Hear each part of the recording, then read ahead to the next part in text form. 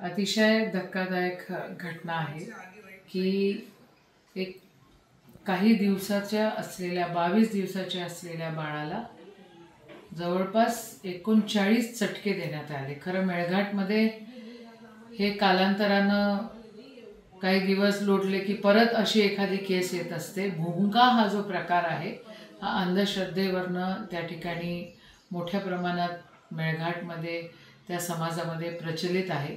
आणि मागच्या वेळेला सरकारने भुंक्यांचं ट्रेनिंग, भुंक्यांकडनं मदत, भुंक्यांना आरोग्याचं ट्रेनिंग असा सगळा विषय केलेला होता, पण तो कुठे फेल पडला मला कल्पना नाही आहे।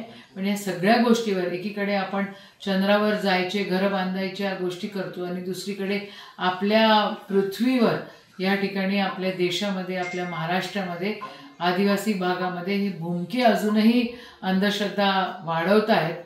तर याच्यावर सरकार काहीच करताना दिसत नाहीये, याचं आश्चर्य मला वाटतं।